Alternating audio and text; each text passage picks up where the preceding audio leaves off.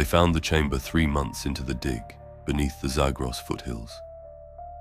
The mining crew had been carving into the limestone, looking for copper veins, when a drill punctured a hollow and the floor gave out beneath them. No one died. But the pit they uncovered was wrong. The walls were too smooth, too regular. There was writing that no one understood across the walls. The air was cold and dry, preserved, as if it had never been touched by time. And in the center, disappearing into a black shaft that no light could penetrate, hung a chain the size of a man's torso, forged from a metal none of them could name. It was fused into the rock itself. No seams, no signs of age or wear.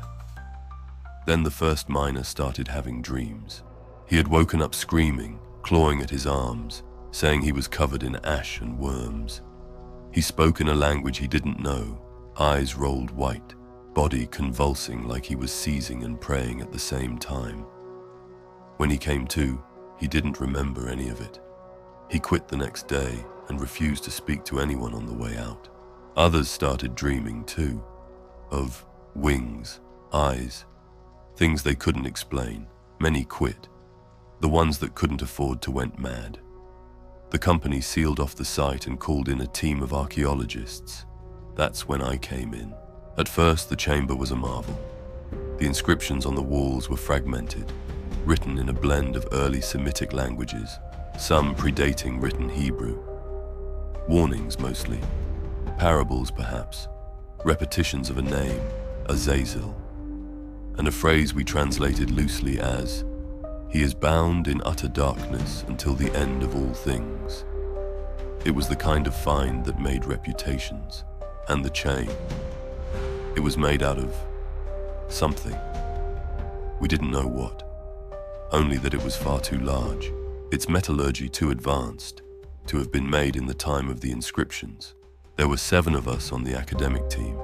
Myself, Dr. Amin, Professor Ralston, Maria Vega, Thomas, and 2 graduate assistants, Farid and Julia. We set up a base camp just outside the mine. Every morning we'd descend together, headlamps sweeping across the chamber walls, slowly decoding the winding script carved in concentric spirals around the shaft. Some passages were clearly poetic, others legalistic, as if copied from a decree. There were references to the Watchers, the angels who had descended and defiled humanity.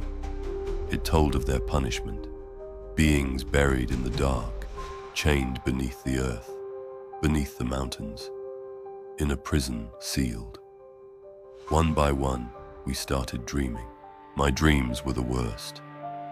I saw a valley scorched to black glass, a sky filled with wings that weren't wings, just vast shadows that moved like they had minds of their own. I saw a man too tall to be a man, crouched in a space too small to hold him, bound by the chain and bleeding stars. He wept tears of molten metal, and when he looked up, I saw my own face staring back. I stopped sleeping after that, but even awake I heard the chain, not clanking, straining, like something ancient, shifting, stretching. Dr. Amin began reciting lines from the inscriptions in his sleep.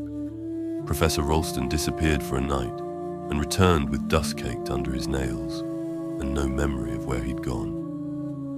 Maria sketched the chain over and over until her notebooks were filled with it, page after page, each one more distorted than the last. Thomas began muttering under his breath in languages no one recognized, and the graduate students became increasingly silent, barely responding to their own names. But none of them wanted to stop. They weren't trying to free him. They didn't believe he was real. That's what terrified me, because I knew they were already helping him, just by being there. This was a prison, and we were worming through cracks in the walls. The prison had been breached by a drill bit, a moment of careless human progress. The cracks in the seal were made, and each word we read, each glyph we uncovered, was another fracture in the frame. I tried to leave. They wouldn't let me. They said I was paranoid, that I needed rest, but I saw how they looked at the chain, how they stood closer every day, how they lingered at the edge of the shaft, whispering. Ralston stood at the shaft's edge one morning, just watching. We were cataloguing a new section of text, and I glanced up just in time to see him step forward. He didn't scream, just vanished into the dark. The others didn't mourn. On the contrary, not only did they seem to understand, but they also seemed jealous. Their actions were getting bolder now. Their talk began to mention freedom, and he didn't deserve it. I was looking at their journals when they were asleep. They longed for sleep because they fellowshipped with him. They wrote things like, "He gave humanity the knowledge of the stars. Imagine what he could teach us now that we are ready." That's when I knew this had to end. One night, one by one, I entered their tents. I used the pickaxe from the supply shed. It was fast mostly. The graduate students were the hardest. They still looked like kids.